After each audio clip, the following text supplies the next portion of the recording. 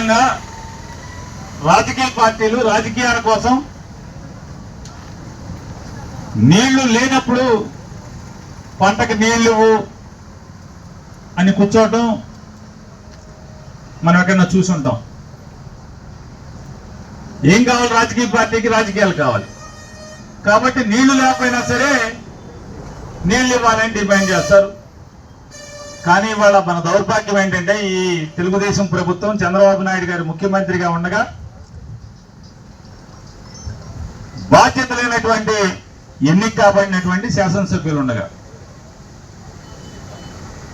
రైతులు రైతాంగం తరపున వివిధ రాజకీయ పక్షాలు వైఎస్ఆర్ కాంగ్రెస్ పార్టీ వాళ్ళు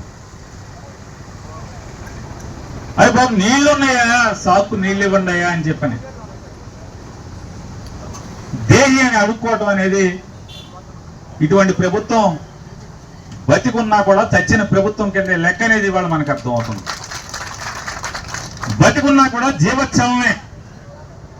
సాధారణంగా మనం ఇళ్లలో చూస్తుంటాం, బాగా బలమైన మనిషిలో తిరిగే మనిషి పక్షవాసం వచ్చి పడిపోయి మంచాన ఉంటే ఆ మనిషి దురదృష్టవశాత్తు మరణం రాదు, ఏమీ చేయలేడు, ఎవరికి ఉపయోగపడలేడు, ఇంట్లో వాళ్ళకి భారం అనిపించే పరిస్థితిలో జీవిస్తూ ఉంటారు జీవోత్సవం కింద. ఈ ప్రభుత్వానికి ఆ పక్షవాతంతో పంచాన పడి ఉన్నటువంటి మనిషికి రోగికి ఏమైనా తేడా ఉందా అని మిమ్మల్ని అడుగుతున్నాను. వీళ్ళే పోటుగాళ్ళు లాగా ఒక్కొక్క ఎమ్మెల్యే ఒక్కొక్క మంత్రి నీళ్ళు ఇవ్వకుండానే ఏరువాక చేస్తారు విత్తనాలు వేసుకోమని చెప్పండి. కృష్ణా జిల్లా అంటే ఎన్టీఆర్ జిల్లా, కృష్ణా జిల్లా అంటే పాత నీళ్ళు లేవు.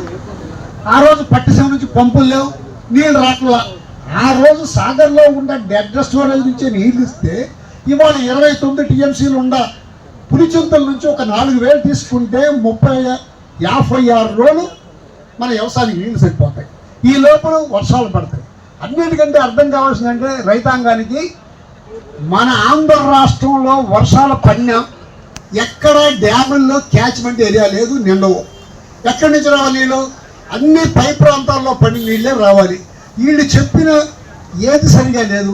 మహారాష్ట్రలో వర్షాలు పడినాయి, అస్సాంలో వర్షాలు పడినాయి, గుజరాత్లో వర్షాలు పడినాయి.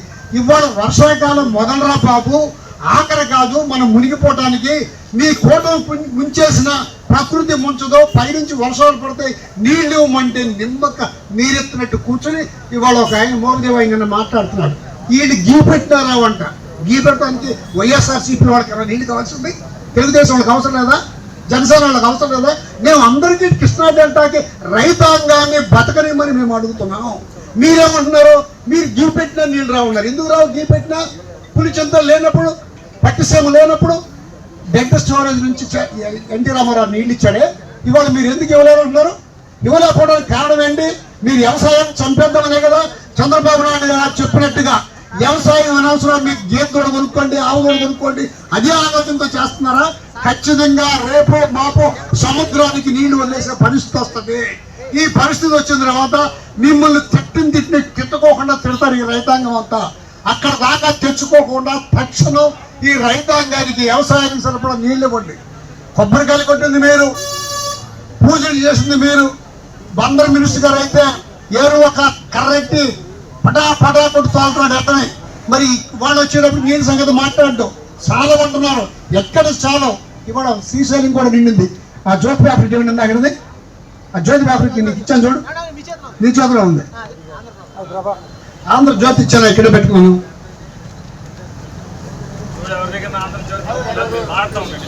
ఇదిగో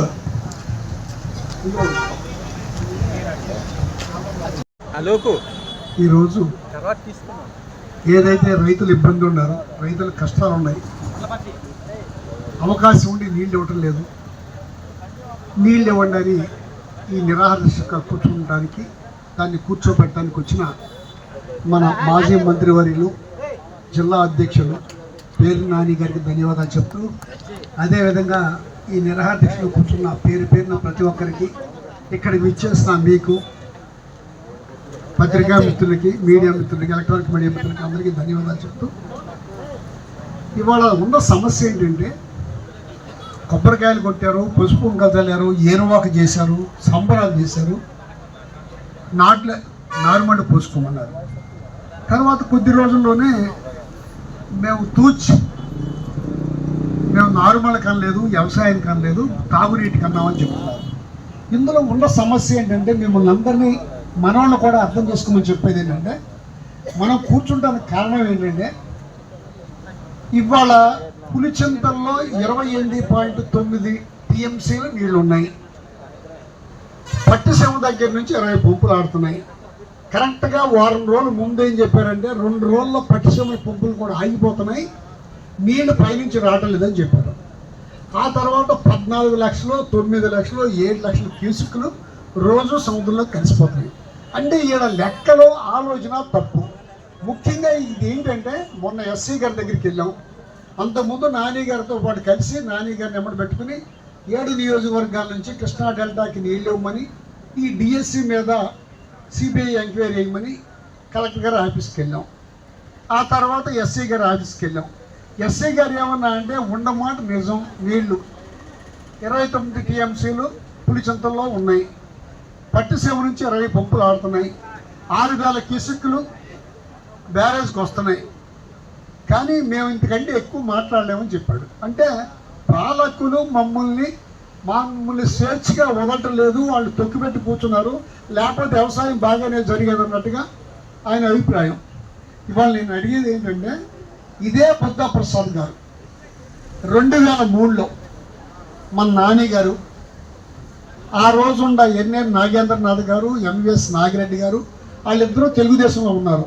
వీళ్ళందరూ కలిసి 10,000 మంది పైగా జనాన్ని పోగు చేసుకుని, రైతాంగాన్ని పోగు చేసుకుని ఇబ్బందిని తెలియజేయడం కోసం కృష్ణా బ్యారేజ్ మీద విజయవాడలో కూర్చున్నారు. ఆ రోజు డెడ్ స్టోరేజ్ నుంచి ఆకుమళ్ళకి నీళ్ళు ఇవ్వండి, ఆకుమళ్ళకి నీళ్ళు ఇస్తే నారు పోసుకుంటారు, వర్షాలు పడిన తర్వాత మళ్ళీ మీరు అప్పుడు నీళ్ళు ఇచ్చినా టైం దాటిపోద్దని చెప్పి దీక్ష కూర్చుంటే ఆ వాళ్ళ డెడ్ స్టోరేజ్ నుంచి నీళ్ళు ఇచ్చారు.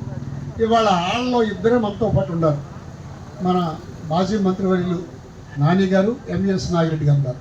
మిగిలిన వాళ్ళందరూ కూటమిలోనే ఉన్నారు. ఇవాళ ఇదే బుద్ధ ప్రసాద్ గారు దీక్ష కూర్చున్నప్పుడు మాట్లాడాడు కదా,